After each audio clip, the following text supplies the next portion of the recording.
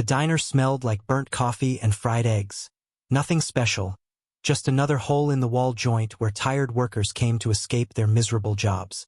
It was the kind of place where no one asked questions, and that's exactly why I was here. I pulled my hoodie lower over my face, keeping my head down as I slid into a cracked vinyl booth. The place was half empty, the flickering neon sign outside casting a dull blue glow inside.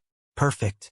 No one paid attention to a guy like me, and that was exactly the point.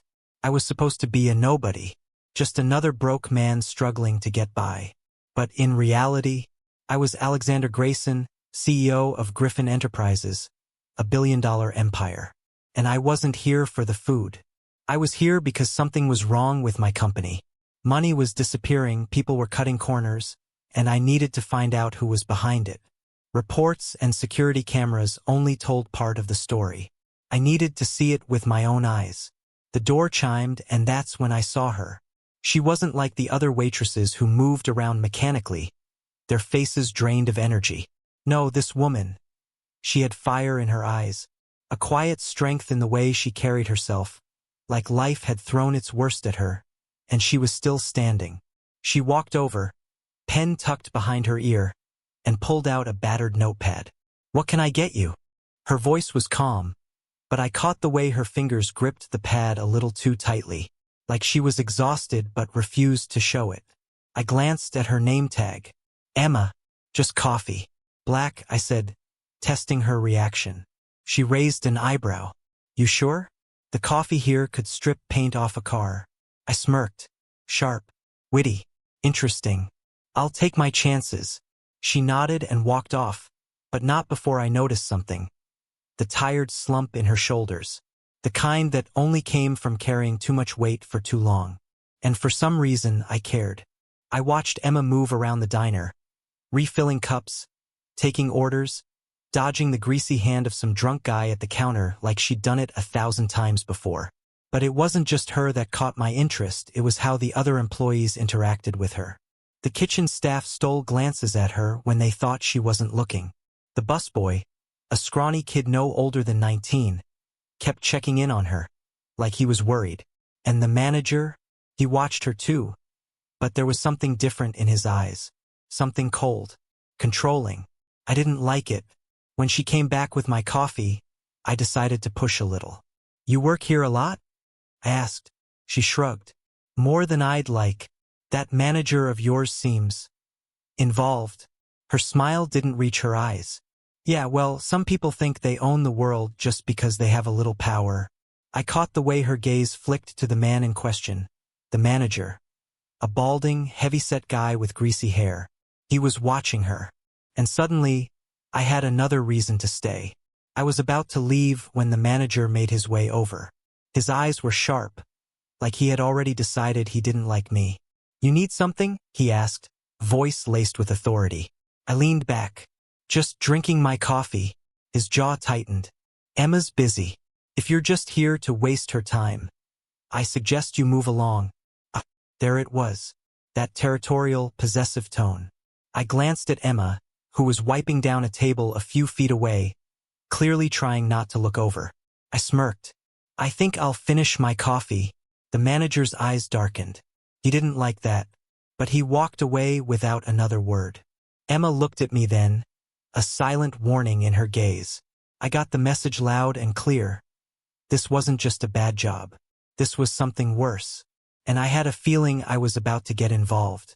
I didn't leave after finishing my coffee. Something about Emma, about the whole situation, felt off. I could recognize corruption from a mile away, and that manager? He was more than just an arrogant boss. There was control in his gaze, an unspoken threat behind his words. I watched as Emma avoided his line of sight, her movements careful. It wasn't fear exactly, but it was close. She was used to walking on eggshells. I didn't like it. After she finished clearing a table, I gestured her over. She hesitated for a second, then walked up with her notepad tucked under her arm. "You need anything else?" she asked. I leaned forward slightly. "Yeah." An honest answer. She stiffened. "About what?" I tapped my fingers against my coffee mug. "About your boss." Her eyes flickered toward the counter where he stood, pretending not to listen but failing miserably. Her jaw tightened. I don't know what you're talking about. She was lying. I could tell. I think you do, I said, lowering my voice. And I think whatever's happening here, you're in the middle of it. She let out a short laugh, but there was no humor in it. Look, stranger, I don't know who you are, but if you're planning on playing some knight in shining armor role, don't bother. This isn't your fight. I smiled. Maybe not, but I'm already involved, aren't I? She shook her head, but before she could respond, a heavy hand clamped down on her shoulder. It was the manager. Emma, he said, his voice calm but edged with something darker. We need to talk. Now. Her body tensed under his grip, but she nodded, forcing a polite smile. Of course, I didn't miss the way her fingers dug into her palm before she walked off with him. Something was definitely wrong here. I paid for my coffee and left, but I didn't go far. I leaned against the side of the diner, out of sight, listening through the slightly cracked window as the manager led Emma into his office. You think you're clever? His voice sneered. I don't know what you mean, Emma said, but her voice lacked confidence. There was a shuffle, like someone moving too close. I saw you talking to that guy, the manager continued, voice dropping lower. You better not be running your mouth about things that don't concern you. There was silence. Then Emma's voice, tight but controlled. I do my job. I don't need to be threatened. The manager chuckled. That's where you're wrong. Everyone needs to be reminded of their place now and then. I clenched my fists. I'd seen enough. I walked away from the diner that night with a plan forming in my head. I hadn't come here looking for trouble. I'd come to investigate my company. But life had a funny way of throwing curveballs. Emma wasn't just a waitress. She was a woman trapped in something she couldn't escape. And now I had a reason to stick around. The next morning I returned. Emma looked surprised when I slid into the same booth. You again, she muttered, crossing her arms. Didn't get enough bad coffee yesterday? I smirked. I like the company. She narrowed her eyes. Well, don't get comfortable. The coffee's still terrible. I leaned back. You didn't answer my question yesterday. She sighed. What question? What's really going on here? She looked away, then back at me. For a split second, I saw something in her eyes. Uncertainty. A part of her wanted to talk. But before she could say a word, the manager walked in. And just like that, the wall went back up. She turned on her heel and walked away. But this wasn't over. Not by a long shot. I spent the next few days observing, taking mental notes. The diner wasn't just a struggling business, it was a front. Money exchanged hands too often, and customers weren't always there to eat. Drugs? Laundering? I wasn't sure yet. But one thing was clear. Emma was in the middle of something dangerous. And if she wasn't careful, she'd get burned. I needed to get closer. So I did something reckless. I applied for a job at the diner. When I handed in my fake resume, the manager barely looked at it. We're short on staff, he said, looking me up and down. You start tonight. Don't screw up. I smiled. Wouldn't dream of it. Emma's eyes widened when she saw me behind the counter that night. What the hell are you doing? She hissed under her breath. I shrugged. Told you I liked the coffee. She didn't look amused. But now I was inside, and I was about to tear this place apart from the inside out. As soon as we were alone near the storage room, Emma grabbed my wrist. You don't belong here, she whispered harshly. Neither do you, I shot back. She let out a breath. You don't understand. This place. It's not what it seems. I know, I said calmly. She blinked, caught off guard. Then why are you still here? I looked her in the eye. Because someone needs to stop whatever's happening here. And because you're in danger. She looked away. I can take care of myself. I sighed. Emma, if you could, you would have left already. Her shoulders tensed. I had her there. Before she could say anything else, the manager's voice echoed across the room. Emma, back to work. She gave me one last look before walking off. I knew one thing for sure. I wasn't leaving until I figured out exactly what kind of trouble she was in. The moment Emma walked away, I knew she was rattled. She might have tried to hide it, but I caught the hesitation in her steps. The way her fingers trembled as she adjusted the strap of her apron. She wasn't used to people pushing back. And that made me wonder, how long had she been fighting this battle alone? I got to work behind the counter, washing dishes and cleaning tables like any other minimum wage worker. The manager barely acknowledged me, which was fine. He gave me time to observe. And what I saw, the shady transactions, the nervous glances between employees, the way the manager would disappear into his office for long stretches of time, only to emerge with an envelope of cash in his hand. This place was dirty. And the worst part? Emma was tangled in it. By the time my shift ended, the diner was nearly empty. Emma was stacking chairs, exhaustion written all over her face. I walked over, keeping my voice low. "What's really going on here?" She didn't look at me. "I told you to drop it. You know I won't." She slammed a chair down and finally met my gaze. "You don't get it. The people involved? They don't care who they hurt. They don't care about rules. If you dig too deep, you'll end up—" She stopped herself. But I heard the unspoken words. That's when I knew. She wasn't just worried for herself. She was worried for me. "Emma," I said, softer this time, "if you're in trouble, I can help." She let out a bitter laugh. "Help? You don't even know me." "No," I admitted. "But I know you don't belong in this mess." She swallowed hard, looking at the floor. Then suddenly her whole body went rigid. I followed her gaze. The manager was watching us from his office. And the look in his eyes? It was a warning. I left the diner that night with a new determination.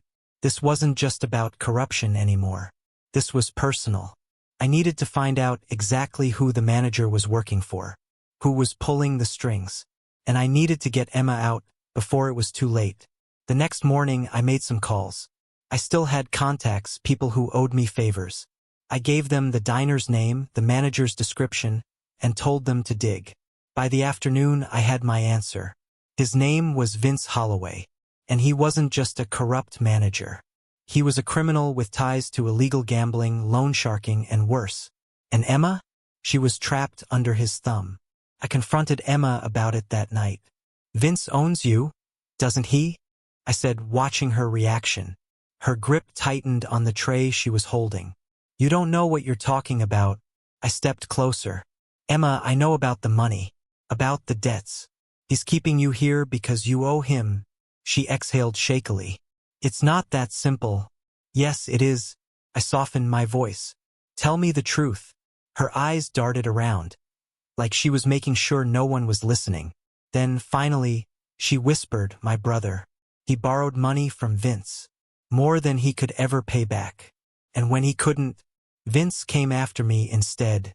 My chest tightened. Of course. That's why she never left. She wasn't just protecting herself. She was protecting her family. That night, I made my decision. I wasn't just going to expose Vince. I was going to destroy him. But I had to be careful. If I moved too soon, Emma could get caught in the crossfire. So I did what I did best. I started playing the game. The next day, I worked my shift like normal. But this time, I wasn't just watching, I was collecting evidence. I memorized faces, took note of shady transactions, listened to conversations happening in hushed voices. And then I waited, because sooner or later, Vince was going to make a mistake. And when he did, I'd be ready. Vince was getting restless. I could feel it. He was watching me more closely, questioning my every move. One night, as I was taking out the trash, he cornered me in the alley behind the diner. "You've been asking a lot of questions," he said, voice casual. But his eyes? They were dangerous. I leaned against the dumpster, unfazed. "Just curious about where my paycheck's coming from." Vince chuckled. "You're a smart guy, huh?" I smiled. "I try." His smile disappeared. "Let me give you some advice. Stay in your lane. And stay away from Emma." I tilted my head. "Why? Afraid I'll find out the truth?" His jaw twitched. For a second, I thought he might actually swing at me. But then he just grinned, patting my shoulder. "Watch yourself, kid." Then he walked off. And that's when I knew he was scared. The next night, everything changed. Emma and I were closing up when we heard the crash. We ran to the front just in time to see Vince smashing a bottle against the bar. And the target? Emma's little brother.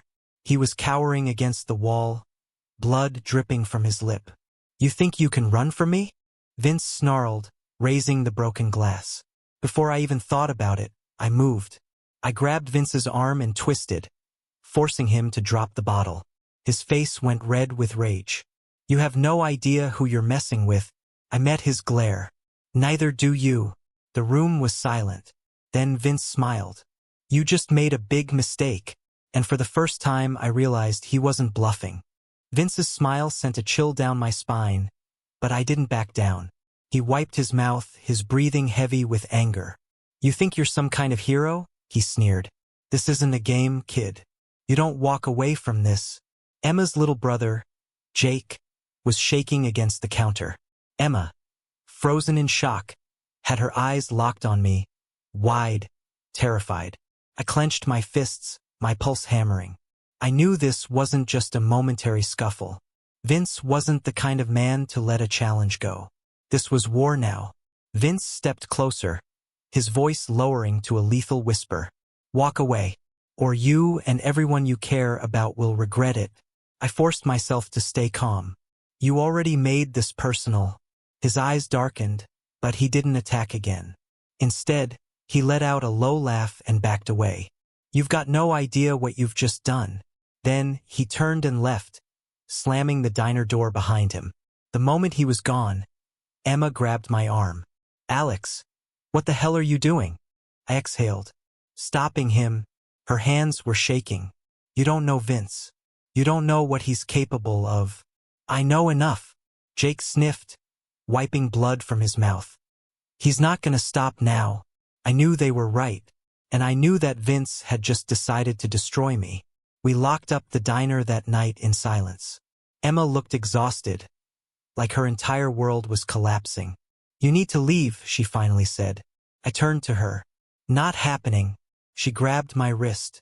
"Please, Alex, you don't understand. Vince isn't just some thug. He has people. Real people. You fight him, and he'll make sure you disappear." I met her gaze. "Then let's make sure he's the one who disappears first."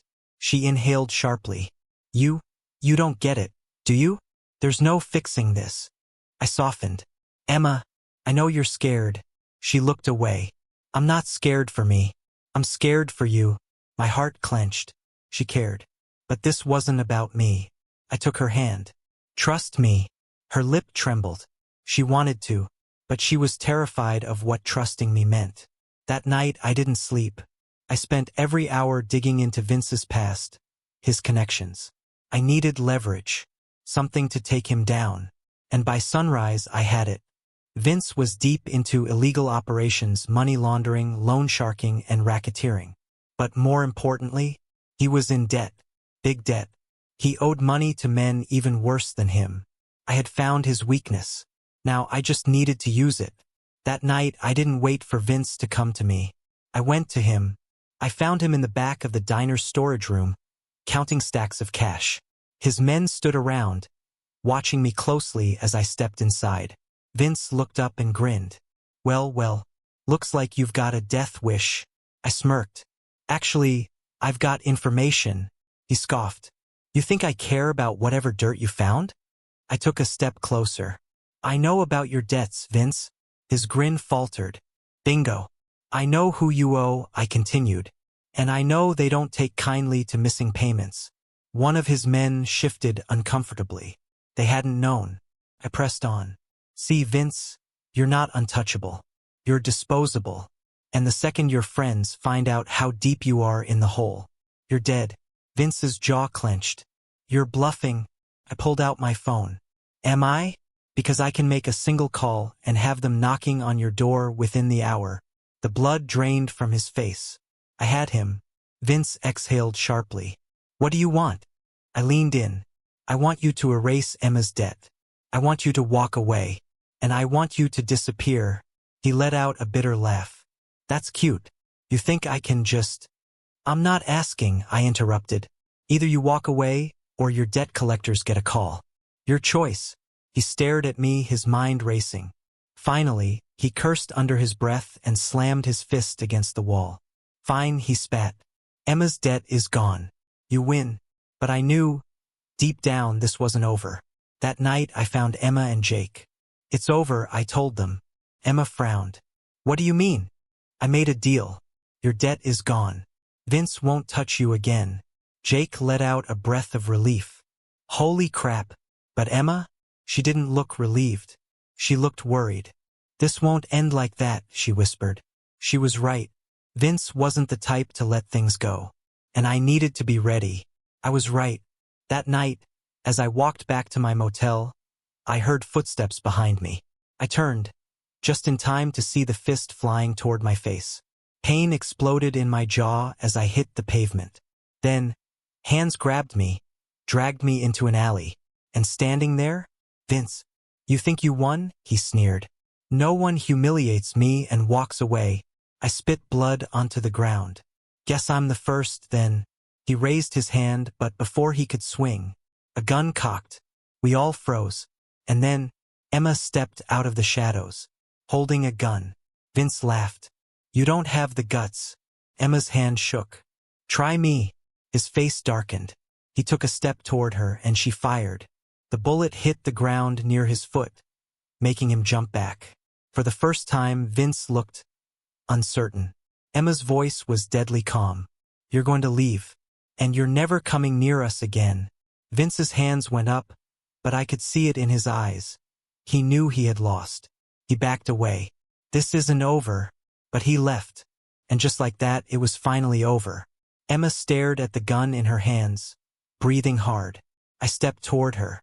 Emma, she looked up at me, and for the first time in a long time, she was free. Tears filled her eyes. I can't believe it's over. I pulled her into my arms. It is, and for the first time, she let herself believe it. Emma and Jake packed their belongings that night. It wasn't much. Just a couple of duffel bags filled with worn-out clothes and a few keepsakes. Watching them, I realized just how little they had outside of this nightmare. Emma sat on the motel bed, running her fingers over an old photo. I glanced over and saw a younger version of her and Jake, grinning at the camera, their eyes bright with hope. That hope had long since faded, stolen by years of struggle. You really don't have to leave town, I said softly. She sighed. I do, Alex. If I stay, I'll always be looking over my shoulder. I can't do that to Jake. Couldn't argue. Vince might have disappeared for now, but men like him had long memories. Emma needed a fresh start, somewhere far from the shadows that had followed her for too long. I reached into my jacket and pulled out an envelope. Take this. She frowned. What is it? Money, I said simply. Enough to get you and Jake set up somewhere safe. Her eyes widened. Alex, I can't take this. Yes, you can, I insisted. I have more than I'll ever need. This is the least I can do. Her lips parted, but she didn't argue. Instead, she swallowed hard and took the envelope with trembling fingers. Thank you, she whispered. I nodded. But as she turned away, something twisted inside me. I wasn't ready to let her go. That night, we sat outside the motel watching the stars. It was the calmest moment we'd had since all of this began. Emma sighed. You never told me why you came to that diner in the first place. I hesitated. This was it. The moment of truth. I could tell her everything. That I wasn't just some ordinary guy trying to help. That I was Alexander Grayson, CEO of a billion-dollar company. That I had originally gone there undercover to investigate my own employees. But the words didn't come. Not yet. Instead, I just said, I guess I was looking for something. She smiled faintly. Did you find it? I looked at her, at the way the moonlight reflected in her eyes, and my heart clenched. Yes, I said quietly. I think I did. She held my gaze for a long moment, and for the first time I wondered, if things had been different, would we have had a chance? But some things weren't meant to be. She was leaving, and I had my own battles to fight, so I said nothing. The next morning, I drove them to the bus station.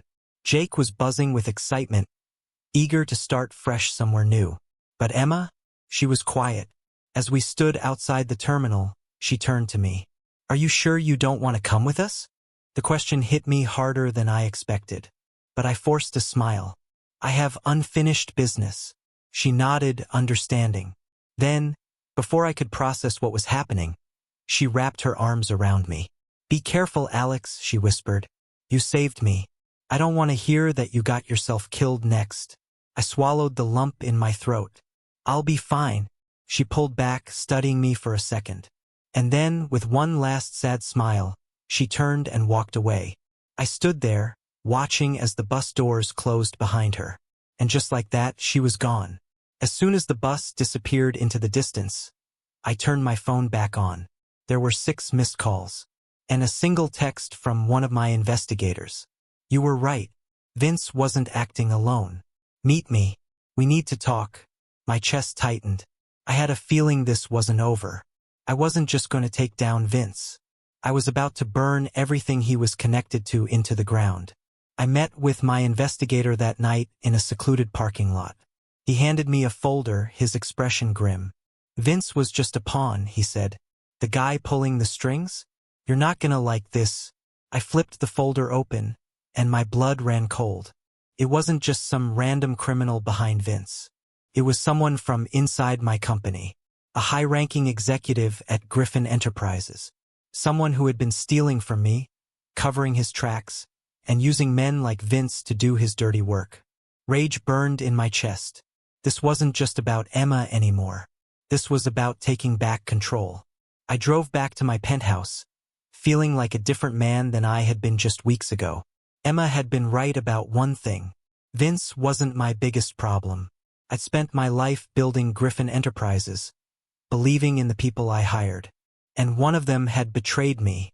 I stared at my reflection in the window, my jaw tightening. No more playing nice. I had taken down Vince. Now it was time to eliminate the real threat. And when I was done, I'd find Emma again. Because this story wasn't over yet. It was just beginning.